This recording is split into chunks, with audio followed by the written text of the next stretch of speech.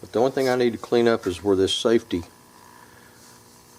this little curve right here, inside that I haven't sanded well.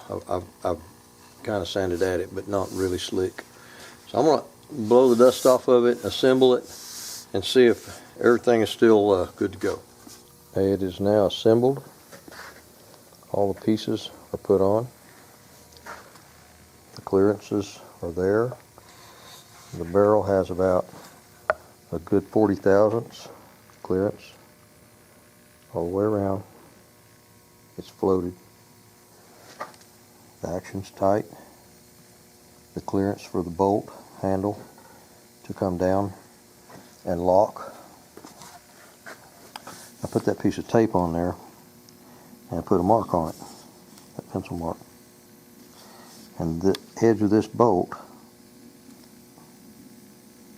has to line up with that mark.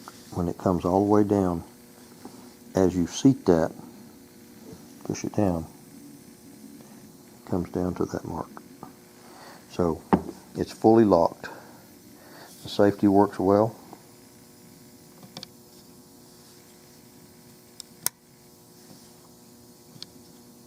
It has clearance to swing.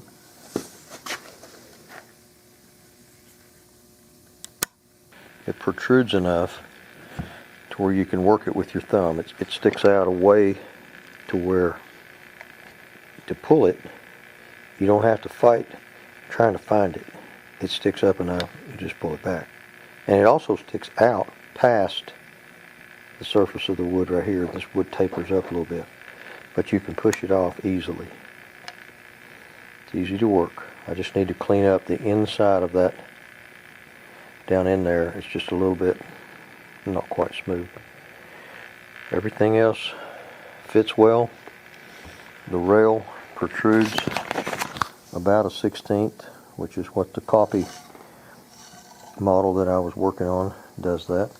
This little line, I was telling you about how the intersection of two planes forms a line. Well, this plane is kind of flat right in here, and then it flares out.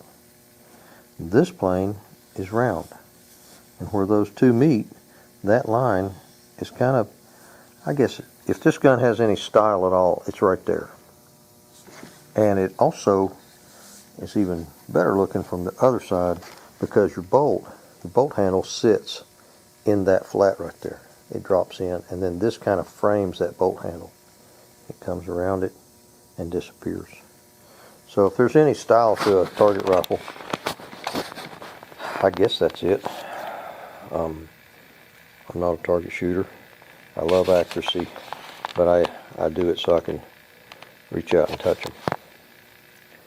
There we go. I'm going to buff the edges of this pad. I left the pad on there as I sanded this, so it's just a smooth transition. But what it does, it leaves little sand marks all down this flat edge here.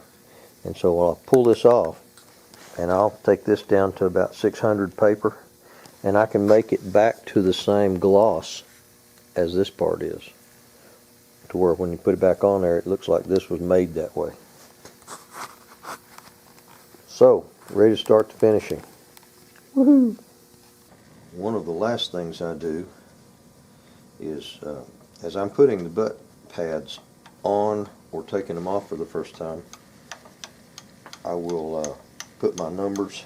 I have serial numbers I put on all my stocks that I make, and I also put a hole back here for a mounting lug that I use to hold it, to finish it, and to checker it, and like that. So another thing I got to do to this pad, and by the way, this pad came from NC Ordnance.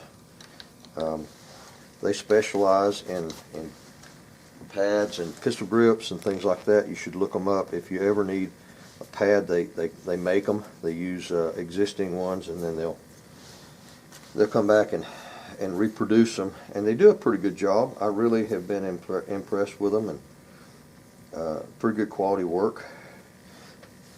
So, and they have a pretty good little catalog that is to the point and factual, to where you can pretty much be sure what you're ordering is what you're going to get. Now this pad is, because I sanded it with the stock, I took it down to 220 paper, and so you got these little rough sand marks on the edge here. What I'm going to do is take some 400 and then some 600 paper.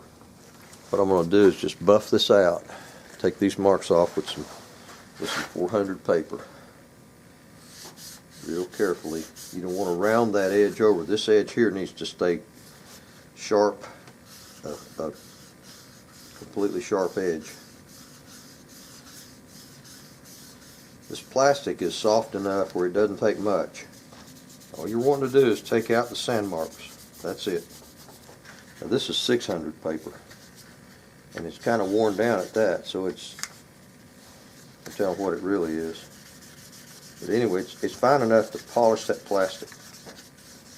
And you can polish it back out to this original sheen, that gloss that's on there.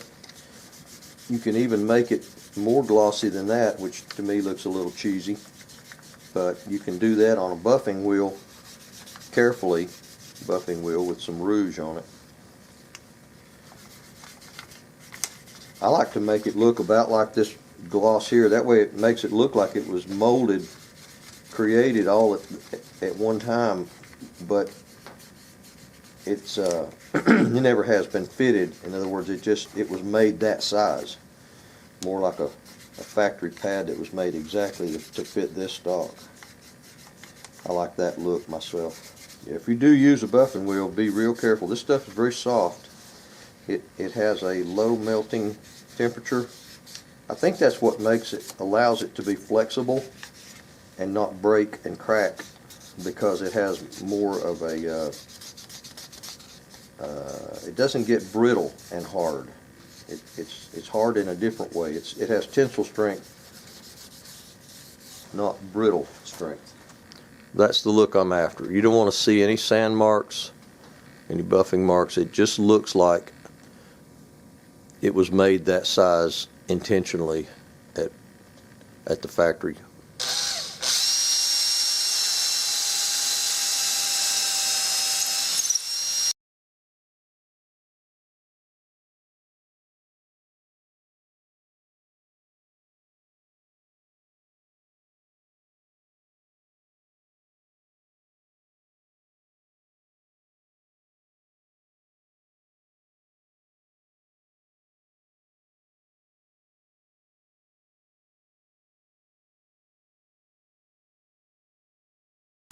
Those are just my numbers. This is the way I keep track of when I made it, who I made it for. They've actually helped in recovering some stolen property before. So yeah, maybe it's good for something, but it keeps up with what I've done over the years. I've got this thing goes back, oh goodness, 25 years. And then I put that in the end of it where I can hold on to it during the finishing process.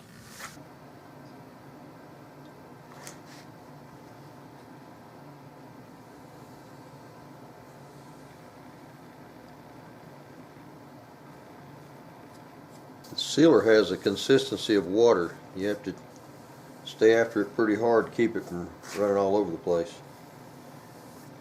Eventually, and it doesn't take that long, it does thicken up. It will start to flash off, and so you have to keep the runs brushed out of it. But it goes in really well. It seals well. It's the best finish I know of. There again, it's one of those things that one of my customers requested for his guns, and I never turned back. I never stopped using it.